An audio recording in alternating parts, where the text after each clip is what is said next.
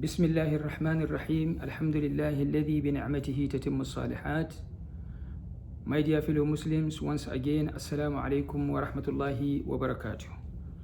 Very important subject and very sensitive to all Muslims all over the world. And it is relevant to the current situation that we are in now, which is, in my humble view, needs to shed light on. The subject is the issue of washing, shrouding, praying, burying those Muslims who died in this pandemic or any other pandemics. So what is the Islamic ruling on this subject? But before making any decision, before people decide whether to perform a ghusl on the dead or to shroud him, the following 5 points need to be taken into consideration according to our ulama. Point number 1, preventive measures must be taken which will protect or prevent the transmission of any infectious disease from the dead person to those who are going to wash him. And this can be done by taking vaccine, for instance, that protects against any infection, or wearing a protective clothing or any other necessary measures.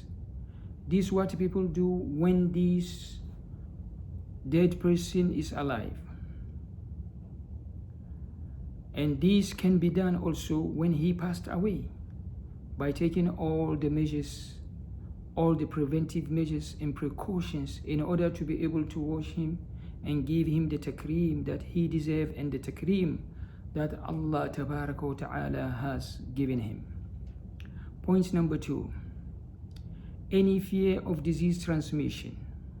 If there is a fear of disease transmission from the dead person to those who are going to wash him, this must be based on the judgment of specialists, i.e. authorities, to confirm that could happen. Point number 3, if specialists confirm that the dead person can be washed without harm to those who are going to wash him, then he must be washed Islamically, because giving ghusl, washing the dead person in Islam, is wajib based on the authentic sunnah of Rasulullah sallallahu alaihi wasallam, even if it has to be on his clothes or on the shroud, if there is any fear that by removing his clothes the disease can be transmitted to those who are going to wash him. Point number 4, water can be poured on him from far, or tayammum can be performed on him as well, if it is confirmed that washing him with bare hand can cause the transmission of the disease to those who are going to perform tayammum on him or going to wash him. My fellow Muslims, these 4 points must be taken into consideration before moving to the 5th point. If we can achieve through these 4 points, then no need to move to the 5th point. The 5th point is, if the risk exceeds that, means beyond these 4 points, then in this case, people can pray janazah and bury him without washing him. And this can be considered in Islam as a necessity, and we all know that necessity permits what is forbidden under certain circumstances and conditions. And his family members, in this case, or few people, can attend his funeral, his salat, his janazah, in order to prevent the passing the disease to those who are going to be there. To sum up, my dear fellow Muslims, is that every effort must be made to wash him, to shroud him, to pray on him, and to bury him. Because anyone looks deeply into the provision of Islamic law, notes the extent of its care and honor for the human race. That's why Allah Tabaraka wa Ta'ala said in Surah Al-Isra, أعوذ بالله من الشيطان الرجيم وَلَقَدْ كَرَّمْنَا بَنِي آدَمَ. We have certainly honored the children of Adam.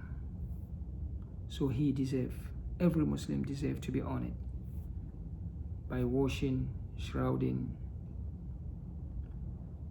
praying and burying, if that can be achieved without harm to others. As we know, the divine honor of the human being is not limited to the state of his life only, but also extends to the state of his death, where Allah Tabaraka wa Ta'ala legislates honoring the dead Muslim, as we said, by washing, shrouding, praying and burying. And Allah Tabaraka wa Ta'ala makes that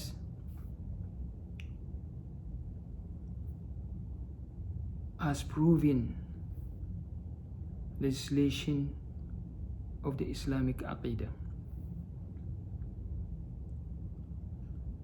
So nowadays everybody is giving his own fatwa on issues. So my advice to myself and you, there is no way to take our knowledge, where to receive our knowledge. We have our ulama with solid, renowned ulama with solid knowledge. They give fatwa on issues, especially nowadays. Let us stick to our ulama al-Rabbaniyun, those known with their knowledge. We all do that.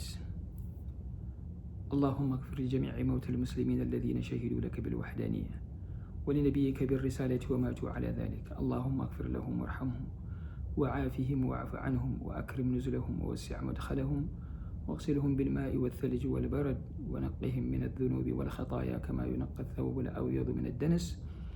اللهم أنزل على قبورهم الضياء والنور والفسحة والسرور حتى يكونوا في بطون الألحاد مطمئنين وعند قيام الأشهاد آمنين وإلى أعلى جناتك داخلين. اللهم وجازهم بالحسنات إحسانا وبالسيئات عفوا وغفرانا. اللهم ارحمنا إذا صرنا لمثل ما صاروا إليه برحمتك يا أرحم الراحمين. اللهم إنا نسألك العفو والعافية في ديننا ودنيانا هذا. وصلوا وسلموا على المبعوث رحمة للعالمين نبي الرحمة محمد بن عبد الله وآله وصحبه أجمعين والحمد لله رب العالمين.